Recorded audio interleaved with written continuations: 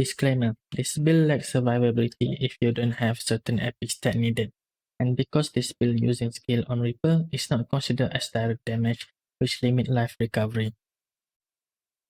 Every info required for this build will be on the description. That's all. I hope you enjoyed the gameplay.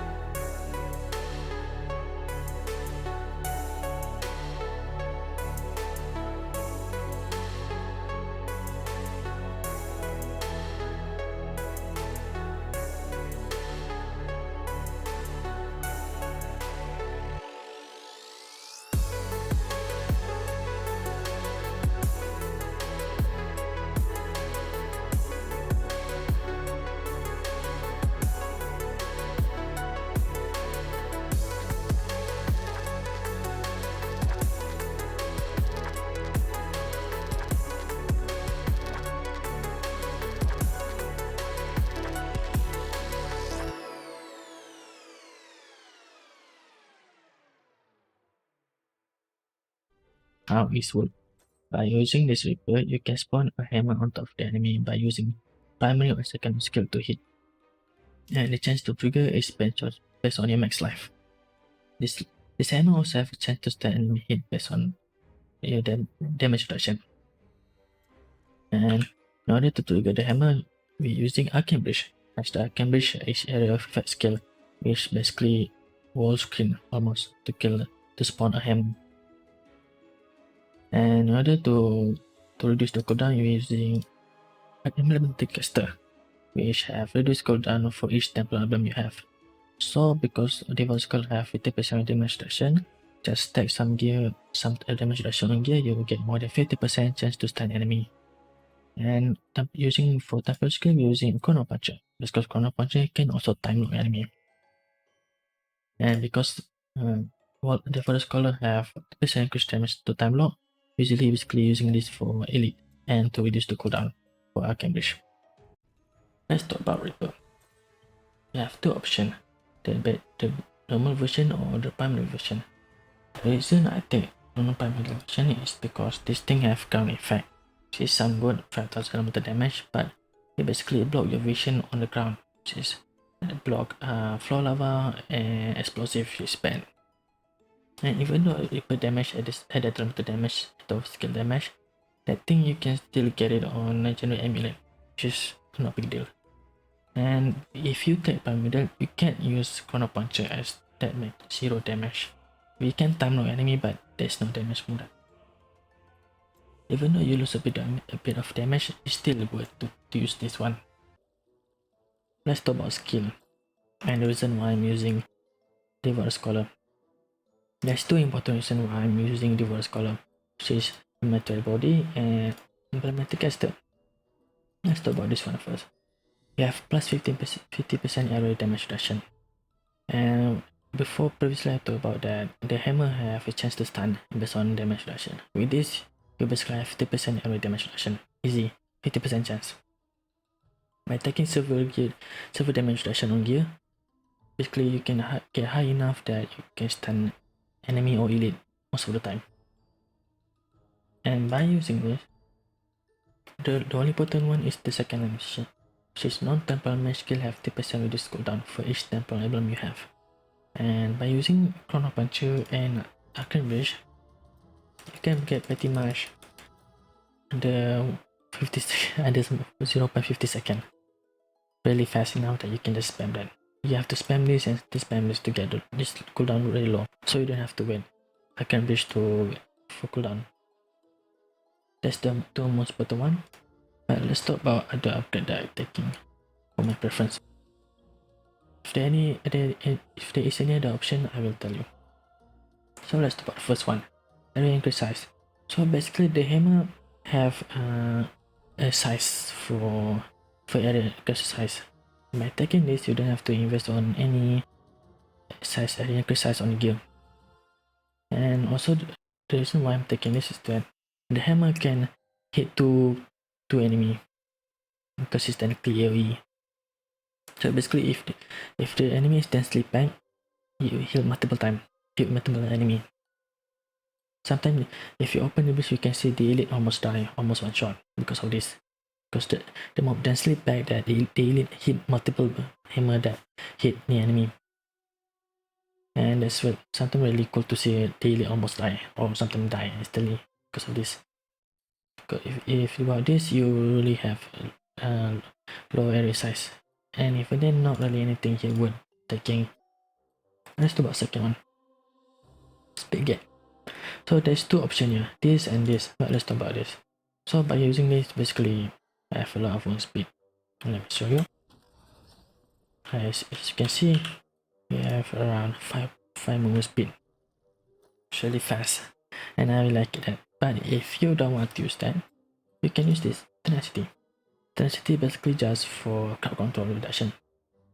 If you get spiderweb or got shrieking, this thing really full, or ice bomb, this thing really full to reduce the duration of the crowd control.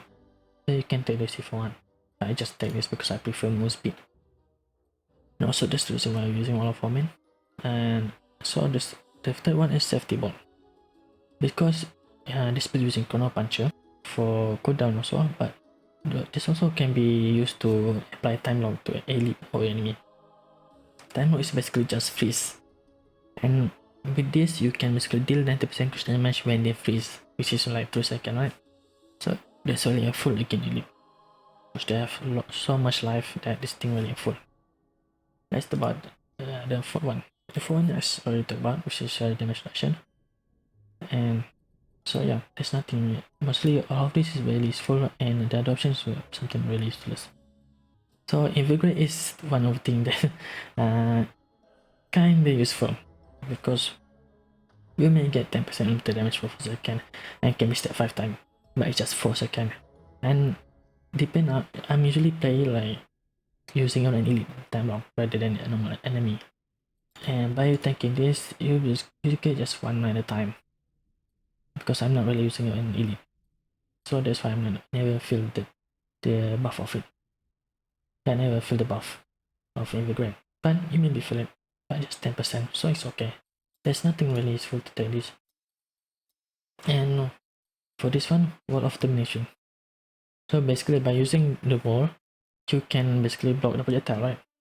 And because this build not really put important on primary or secondary skill, we can put Wall of Ferment as mastery on gear. Because this have cooldown 5 seconds, you can put this multiple times at one breach, especially Chaos Wave. So you can put maybe 3-sided or something to just put the projectile. So that's the one reason why I'm using this. And that's nothing you have to think, pretty much. And this one just, there's two options here. These two are not really useful. I say that time lock is kinda double-edged. You have time to kill the enemy, but at the same time, if the elite die quickly, you have to wait like 5 seconds. You have to have 5 seconds to the time lock in. Sometimes the elite die too fast, and you have to wait the enemy really die to collect the loot. It's up to you. So, and the resistance not really bring benefit at all, except for Reaper, which is as you can see here, it's like 4% damage. crush damage is equal to 0.3% of your elemental resistance and 34% crush damage. So it's not really useful. Sometimes I'm using this, sometimes I'm using this. It depends. So it's up to you. No, it's not really important much. And the last one is the most important one, so just select this. And let's talk about first skill, primary skill, Chrono-Puncture. So this one, the reason I'm taking it because you don't need much. This one just the buffer. That's the reason to use that. That's not for damage. You have low cooldown and you have low mana cost. And as you can see, the upgrade is just 2. The reason is because I want to reduce the mana cooldown a lot. So the first one is quite important. Even though this build not have a lot of crit chance, you do have crit chance here and there, mostly from 3, mostly from attribute. So with this, you can apply time lock pretty much almost all the time. If you just spam it, you will be hit by time lock, especially on elite, right? So the recipe is full, reliability to apply time lock. And the last one is this. This thing, I don't know how it works. Is it stackable or is just 10%? Because whenever you hit enemy, right, it's increased of your target. The lost in time damage of your target by 10%. And I don't know how stackable, but it's at least 10% increased damage. Even though this one costs this mana, but it's still worth to take. And the other is up to you, but it's increased the mana a lot. Unless you want to invest mana stronger, you just take this two for easy mana management. And for Arcane Breach, as you can see, the Arcane Breach only have 1 upgrade. Okay, so basically these two skills not really for damage. The damage comes from hammer. That's why the low mana cost. With this one, we're just taking it because we don't need the Arcane Breach to stay long. Just stay enough that the hammer will fall and kill the enemies. By taking this, we don't have to invest on any area sites for Arcane Breach. And also because it's spammable, you can just spam this one, yeah. Like as you can see, just multiple times, so you don't have to worry about duration or cooldown. And the other is not really useful, to be honest. You can maybe take Arcane Fast, but it's not really worth for the cost itself. Let's talk about attribute. First, Savagery. The reason I'm taking this because of the Primary Reaper or Legendary effect on amulet. We say there's a line that says Reaper damage is added to elemental damage instead of skill damage. With this, you get a bit of damage from skill damage or from Reaper damage. But if you don't have any of that, you can spec this and spec into this because this is pretty much useless. You don't get any benefit from this. And for Termination, there's 2 reasons why I'm picking this up. One is for max life, and there's one for damage to elite. This is 20% damage to elite for 1 elite. So if you have 2 50% damage, which is very helpful. And you also get mana regen, which is the reason why this thing don't need mana leech. Even though there is mana leech here, you don't need that because this thing really helpful. And for the last one, Bravery. Bravery, you get movement speed, goddess fine, magic item quality. But the real reason is for the crit stack. Grant you 1% crit chance for the next 10 seconds, and for every item that you pick up. And usually will be maxed out 15 times. So you get 50% chance pretty much every time. And you also get Strider stack, which is really help with this thing. Even though we have 50% chance, it's not enough. But with this, you pretty much get crit chance. And this build not really rely on crit damage, just crit chance to apply time lock on elite. The reason I picked this branch. And also the last one is this one. You restore your life based on whenever you kill an enemy. And this one sometimes really helpful. It's really lifesaver sometimes. But if you don't want Reaper, you can spec into this until here, I guess, because this one not really useful. You're not dealing raw damage. For the Ancestral skill, the only word that taking is this one. It's giving you 5000 damage, elemental damage, based off max life.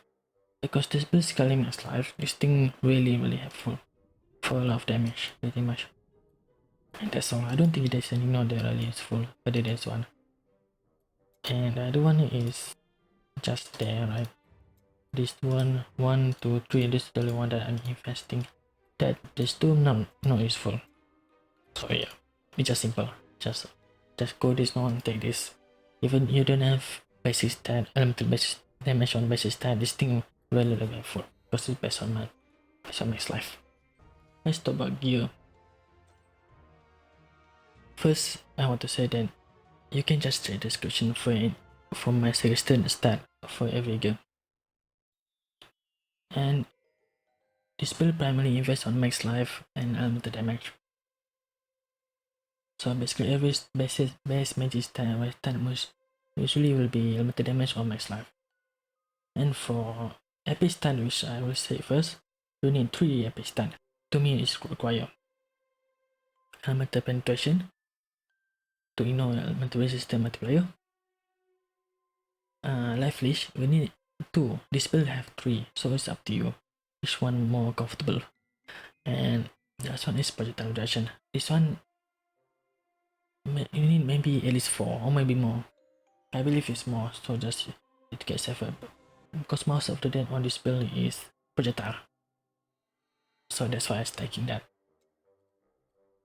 So I will spend every gear, every stat on gear. So I will start with helmet.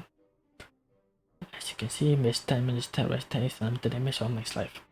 For epic stat, epic life leech and melee damage reduction. Melee damage reduction is not really, I think, useful, but sometimes you can get hit by melee and it's sometimes really useful. For life leech, you just need 2 or 3 or 4. Before this, I'm using 4, but I later drop to 3 because it feels comfortable. Maybe you can drop to 2. And for helmet, as you can see, all mastery here will be on wall of Omen. This one, this 3 not really. Because you can increase the duration. This one I think I forgot to put here, but yeah, wall of Omen really is full for projectile. That's the reason why I'm taking wall of Omen, because you can block the projectile or destroy the projectile. For amulet, we have life leech, as usual. So there's 3 life leech here, I believe 3 here. 3 here, okay. And you can edit select damage to elite. Yeah, I think 4 elemental penetration, 2 life leech, and 4 projectile reduction or more. And the optional one, which I think I recommend, is magic item quantity and damage to elite. Which you think you prefer, you need more damage or not? But this one is life leech. But I will probably the other 2 I probably get damage to elite or magic item quantity or projectile damage reduction. For this one, as usual, there is life leech, projectile damage reduction. And for this, it's magic item quantity. So you see right start damage to elite, because that's the only thing is full. Other than move speed, I don't need move speed. As you can see, there's 4 here, so you don't need that. So that's why I pick up damage to elite. For this one, move speed. So there's only 2 movement speed on this gear, 1 here and 1 here. That's enough to me. So maybe you can also put more on here, or you can change that. If you don't keep on movement speed, you can change it to something else. But that, I think that's the only one. The only one for resistance damage to elite, as usual. And the epic stat is, as usual, magic item quantity. So usually the reason why you see magic stat is damage to elite, because I believe that's the most one. Okay, so for the other priority is maximum life, elemental damage, damage to elite, elemental penetration, life leech, projectile damage reduction. I think that's all. On the description will be what I believe is best for the slot. So yeah, you can just check it out.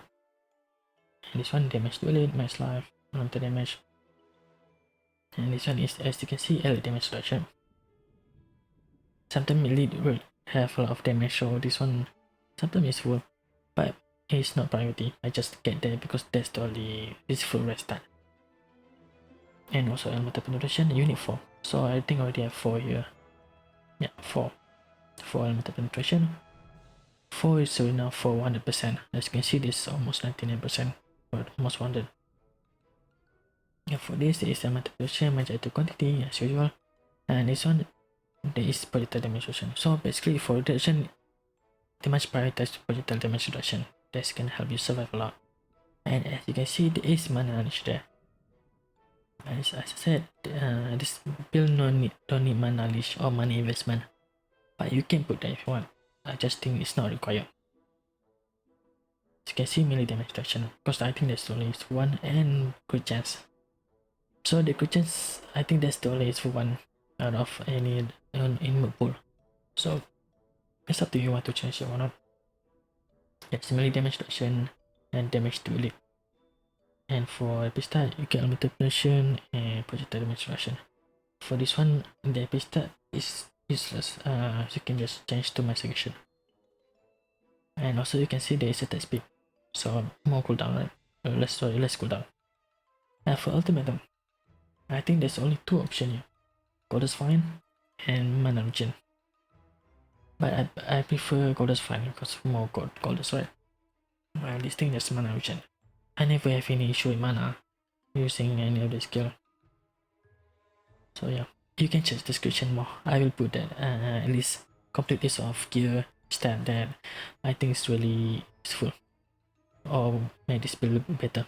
Let's talk about Dungeon Mon or something you need to work for. Unfortunately, I don't have any picture to show, but I try to talk through. So basically the Dungeon Mon is, I think the most is Fury of the Storm. Fury of the Storm can deal short lightning damage when they die, when the enemy die. So if you get close enough, the projectile with lightning damage will shotgun you. Usually will kill you instantly. So the only way to counter that or mitigate that is by using projectile duration reduction. That's why I have projectile reduction to reduce that. And Tenacious. Tenacious is basically immune to card control, like time lock and freeze basically. I think there's a lot of card control, but the spell using time lock and stun. And because of Tenacious mod, this makes immune to stun. This single mod not really dangerous because this will have enough damage to kill them. But if you any combination with different mod like Frenzy or Assassin or Gargantuan, they can be dangerous. So you need to be careful. But explosive, ice bomb and flow lava, you just need to avoid the effect, that's all.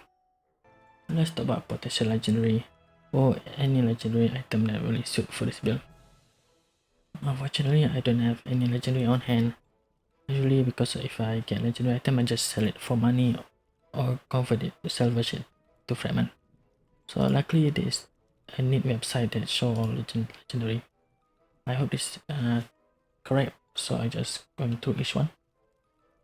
First for amulet, this one is basically the most suited one for this build. With my current build, this thing can give 3000 damage, damage, which is really good. And for rain, I still think okay, one I suppose you can get mana hit, left one hit. It's not bad. For body, I believe this one gave the most damage. This or this. We're always gonna hit by enemy, so this thing maybe give a lot. But I believe this one, the first one, I guess the suit one, because you will using time lock, and this thing give like 80% if you can one shot them, or you can just reduce the enemy elite health till 50%. So that's good. Oh, this one, I think it's still really interesting. Glove. For the glove, too much Matograss or Life Leech. With this, I don't think you. With this, I don't think you need Epistat or Life Leech on Epistat. But I think this one way better because you restore whenever you get hit, and that's why it's cool because it's based on elemental damage, 5% elemental damage. That I restore. So yeah, that's really good for defensive. For helmet, I just think this one is really useful. I don't think there's all of this not really worth. Not really worth except this one, and this one really good. So if you take this, you can either just keep it more max life, or you can change some of the max life stat into something else. Very good. For shoulder, this Heaven of Steel. This is really worth if you have the legendary amulet. If the other is pretty useless. 30% max sweeper, maybe you get like 200, I don't know, for elemental damage, right? Because Reaper damage you give to elemental damage instead of skill damage. For cap, basically this one. golden fish or those. Just to got those drop. So just more basically farming. So it's not, not really anything weird, but yeah, this is the only one that work. But if you have money, you can take that. And for boot, pretty much the same also. Gold is fine. Just not really useful. I mean, you get a lot of golden, so that's that. And you also can, yeah, have increased ideas as well. For bell. For bell, I think the core bell is the only useful one. Or sorry, so back. But I think core bell is winning because you get 5%. 5 seconds, you still 5% wasting life. Sometimes you have not always full, so this one will help. But this thing give the damage not instantly, right? Stagger and DT over I think 10 seconds. 8 or 10 seconds, so you get lost like that, lots damage. But unfortunately the second line is not really useful because we're not triggering such as like damage or try chance. So this one useless. For Berserker, I don't think there's anything useful here. Maybe you can get this, but I don't think it's worth taking just one time only. So yeah, that's for my suggestion. Maybe you have any new idea, or maybe a bit different idea than mine using all of this unit.